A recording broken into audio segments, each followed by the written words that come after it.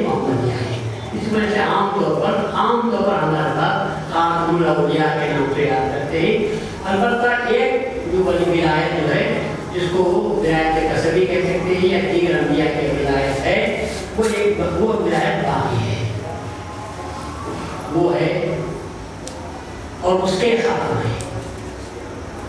आम विलायत के एक खातम है। मैंने बोला मेहदी मौद कौन सी विलायत के खातम है? विलायत मोहम्मदिया है। और अब जो वो खत्म हो गई है, अब मैं जो बोल रहा हूँ एक विलायत है जो बाकी है, उसका एक खातम भी आने वाला है। और वो जो विलायत है वो विलायत है आम की विलायत आम्मा है। विलायत आम्मा के खातम हज़रत ईसा अलैहिस्सलाम है। वो भी खातमुल औलिया है और ये भी खातमुल औलिया है। पर मेहदी मौद की खुसूसियत ये है कि विलायत मोहम्मदी के खातम मेहदी मौद अलैहिस्सलाम है और ईसा अलैहिस्सलाम खातमुल औलिया है। आम वाली विलायत जो होती है उसके खातम है।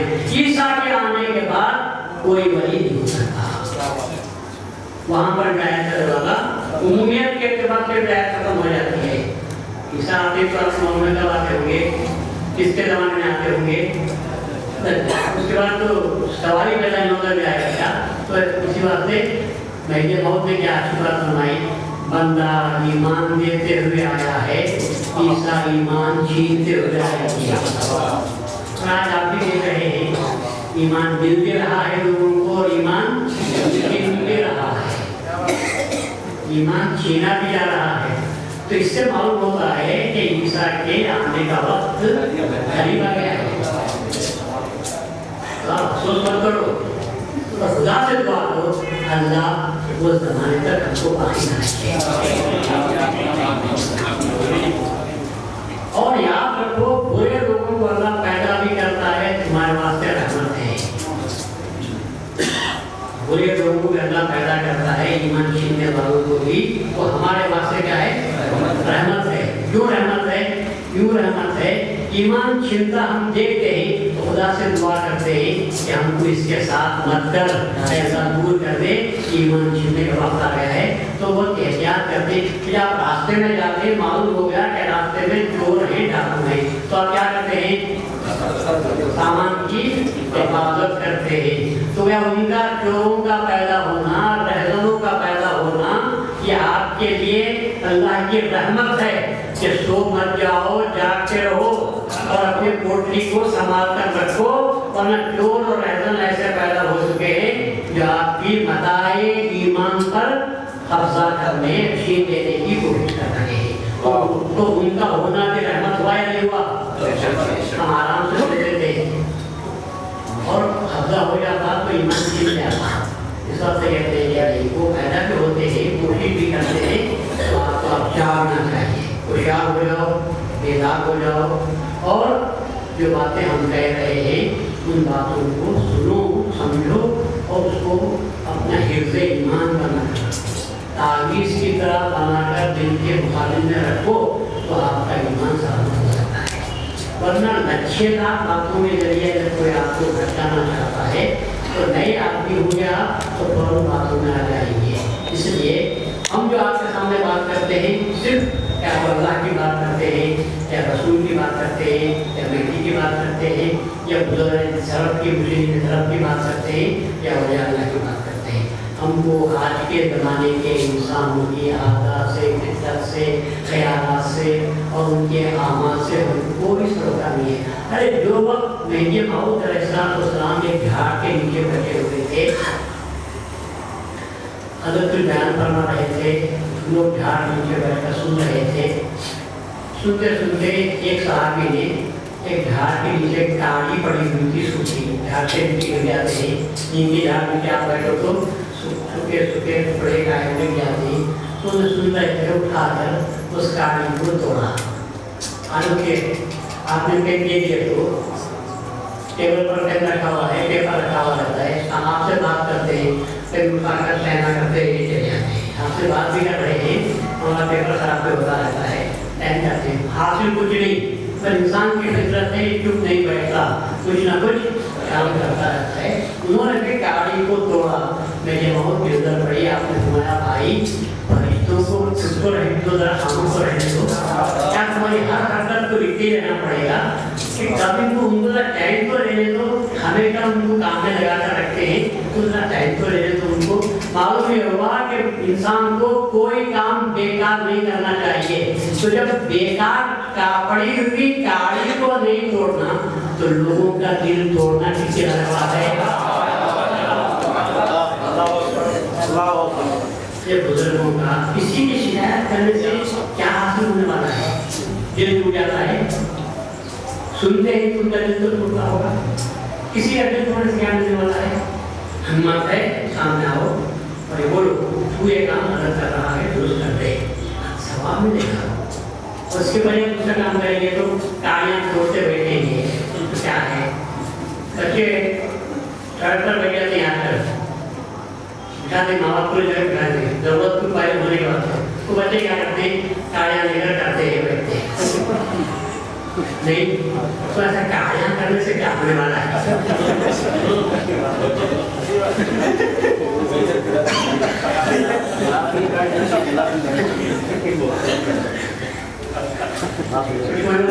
बेकार है, बच्चे ही उनको मालूम है कि बच्चों की हरकत करना, तो गाड़ियाँ करते रहना, इजाजत में लोगों की इजाजत को बनाते रहना, तो एक अच्छी हरकत है।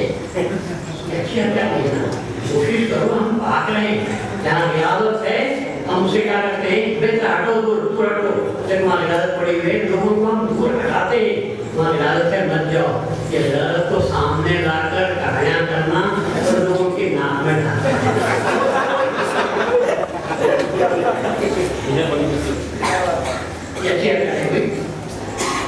इसलिए मैं आपको कर रहा हूँ किसी की शिकायत मत करो, किसी की गिबत मत करो। करना है तो उतने वक्त में अल्लाह का जिक्र करो,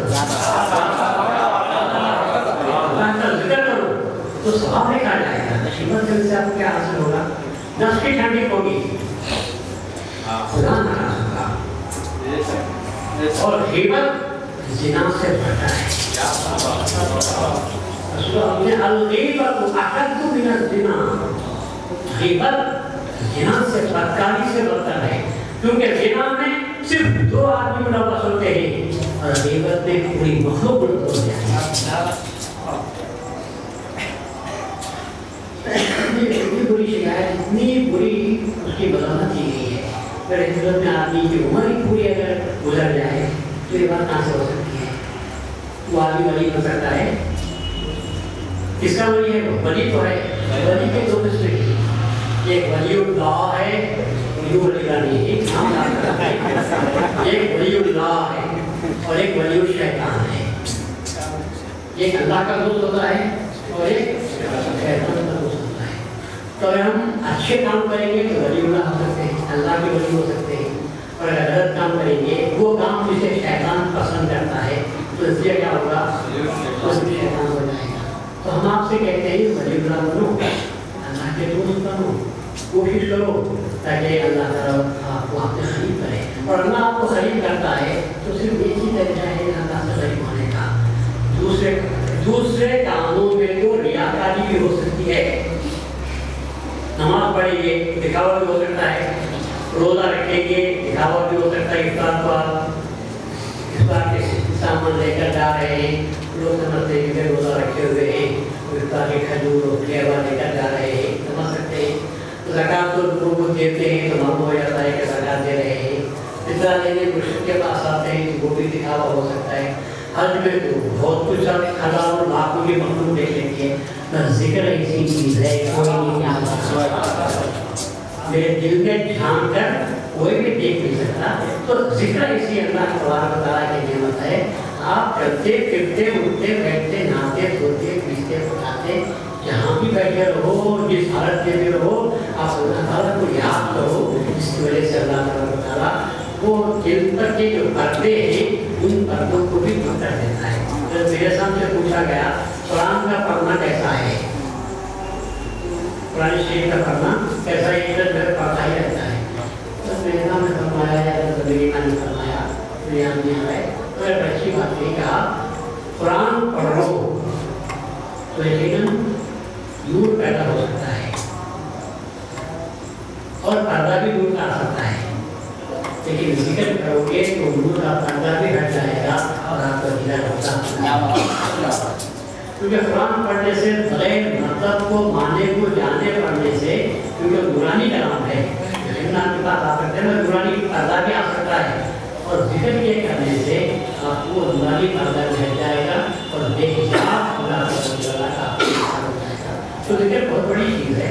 तो आप वली उसी को कहते हैं जो रसूलुल्लाह सल्लल्लाहु अलैहि वसल्लम के बाद से शरीयत मुस्तफ़वी के जायज़ हुदूद में रहते हुए अल्लाह तआला की इबादत और उसका जिक्र करता है, और उसके लिए दुनिया और माँ फिहा को अल्लाह के लिए छोड़ देता है।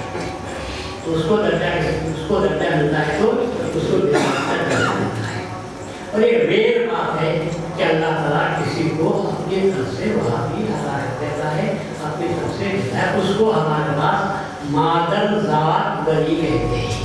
बचपन ही से वो वली पैदा हो गया है, उसको कोई भी नहीं रहना, उसको कोई भी नहीं रहना, न खाने का, न पीने का, न कपड़ों का, न लिबास का, बस अपने हाल में रहता है। कभी खा गया तो खा भी लिया, नहीं तो दिन ऐसे पूरे गुजर जाते ही उसे खाने पीने का भी ख्याल नहीं होता। उसको भी वली कहते हैं, मादरदार वली के नाम पे याद करते हैं। पर उसमें खराबी ये होती है कि वो शरीयत की इत्तिबा नहीं कर सकता और अल्लाह उसे माफ़ भी कर देता है।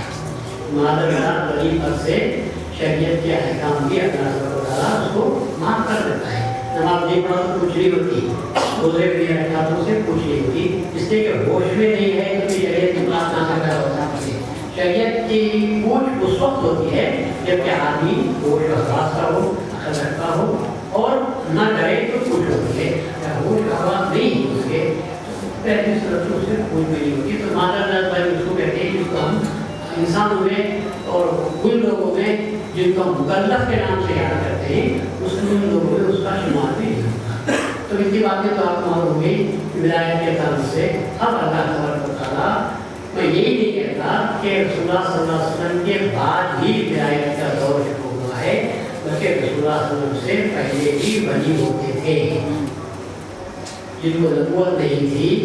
नबूवत के अहकाम पर, उस वक्त की नबूवत के अहकाम पर जो लोग अमल करते थे और ख़ास ज़ाविये में, खानख़ाह में, दायरे में बनाकर अपनी इबादत के लिए मजबूर हो जाते थे और दुनियावी कोई कारोबार नहीं करते थे, उनको भी अल्लाह ताला ने विलायत के मुकाम से सरफराज़ी अता की। और जब वली होते हैं तो उनसे कुछ करामतों का भी ज़ुहूर होता है। तो हमारा ईमान रखना चाहिए कि विलायत बरहक और ये अल्लाह और करामात औलिया भी बरहक है। जिस तरह नबी के लिए मौजज़ा होता है, ऐसे ही वली के लिए करामत होती है। नबी का मौजज़ा अदा करने वाला भी अल्लाह ताला है, जो अपने नबी की सदाकत के नूर के लिए उसी नबी के हाथ पर खर्क़े आदत के तौर पर जो चीज़ ज़ाहिर करता है उसको मुजज़े के नाम से याद करते हैं। आम तौर पर जो आदत होती है किसी काम के होने की, अगर वैसा वो काम आदत के खिलाफ हुआ और वो करने वाला शरीयत के ताबे है, तो उससे अगर कोई चीज़ सरजद होती है उसको विलायत के नाम, उसको करामत के नाम से ज़ाहिर करते हैं। और नबी अपनी नबूवत के इजहार के लिए जब लोग पूछते हैं, अल्लाह ताला अपने नबी की नबूवत की सलाहत के दलील के तौर पर उस नबी के हाथ से जो खर्क़े आदत काम करता है उसको मुजज़े के नाम से। तो मुजज़े में और करामत में जो फ़र्क है बुनियादी वो ये है कि मुजज़ा नबी के हाथ से होता है और करामत वली के नाम से होता है। नबूवत के लिए दावा जरूरी है, विलायत के लिए दावा जरूरी नहीं है। विलायत के लिए दावा जरूरी नहीं है और नबी के लिए मुजज़ा पूछने पर जरूरी भी नहीं है।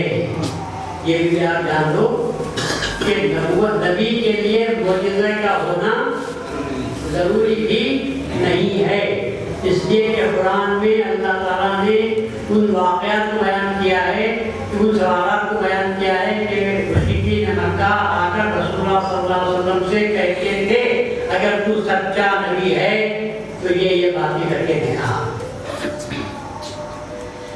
کیا ہونا چاہیے؟ ایک سوئی لگا دو آسمان سے، ہم کر کے جائیں گے، تمہارے سامنے باغ کھجور کے فلاں ہونا چاہیے، اس میں تم آرام سے رہتے ہیں، ہم بھی اس میں آرام سے رہیں گے۔ تو ایسے کئی معجزے طرف کیے تھے، اللہ تعالیٰ نے سب پہ نظر کر دیا۔ رسول کی خصوصیت یہی ہے کہ تمام دیگر پیغمبروں کے ہاتھوں پر سے مخالفین کے پوچھنے پر معجزوں کو ظاہر کیا، رسول اللہ صلی اللہ علیہ وسلم کے ہاتھ پر مشرکین کی جانب سے کیے جانے والے سوال کے جواب میں اللہ تعالیٰ نے ایک معجزہ بھی ظاہر نہیں کیا، کیونکہ معجزہ ظاہر نہیں ہوا ان کے کہنے کے مطابق، تو کیا رسول اللہ صلی اللہ علیہ وسلم کی رسالت میں فرق پیدا ہوا؟ اور اللہ نے کیوں نہیں بتایا؟ سوال ایک چھوٹا پیدا ہوتا ہے، ہر نبی کو اللہ تعالیٰ نے معجزہ بتایا ان کی امتوں کے پوچھنے پر۔ خاتم النبیین کے لیے تو ضروری تھا کہ مشرکین جب سوال کرتے تھے، معجزہ طلب کرتے تھے، تو اللہ کو کیا چاہیے تھا؟ رسول اللہ صلی اللہ علیہ وسلم کے ہاتھ پر آپ کی نبوت کی تصدیق صداقت کو پیش کرنے کے لیے ایک معجزے کو پیش کر دیتا۔ اللہ نے کہا ان گھامڑوں کو کیا معجزہ بتاؤں؟ رسول اللہ کی پوری زندگی معجزہ، رسول اللہ صلی اللہ علیہ وسلم کی پوری زندگی معجزہ۔ جھوٹوں میں ہے سچ بولا، اس سے بڑا معجزہ اور کیا ہو سکتا ہے؟ زندگی جھوٹوں میں گزر رہی ہے، زبان سے تم خود کہتے ہو آزا صادقن آزا امین، تم لوگ ہو ڈھاکہ ڈالنے والے، اور یہ مال آتا بھی جو حفاظت سے رکھ کر دیتا ہے، یہ اس سے بڑا معجزہ اور کیا چاہیے؟ اور تم لوگ کلام کرتے ہو، ناز کرتے ہو، چیلنج کرتے ہو، مطالبہ کرتے ہو، اور ہم نے ایک چھوٹی آیت انا اعطیناک کی نازل کی اور کہا اس کا مقابلہ کرو۔ اگر رسول کا ہوتا تو مقابلہ کرتے، خدا کا اس سے بڑا معجزہ تمہارے سامنے کیا ہے کہ تم دیکھ کر عاجز آ گئے اور صاف طور پر کہہ دیا کہ انسان کا کلام نہیں ہو سکتا۔ تو نہ صرف تم انسان کو دیکھ کر ہی کہہ رہے ہو کہ یہ انسان نہیں ہے، یوسف کو دیکھ کر تو صاف طور پر کہا یہ بشر نہیں، اور رسول کو دیکھنے والوں نے کیا کہا ہوگا؟ اتنا دیکھنے کے باوجود تم معجزہ طلب کرتے ہو۔ اللہ نے کہا اتنا بڑا معجزہ نہیں سمجھ سکے تو یہ معجزے کیا چاہیے؟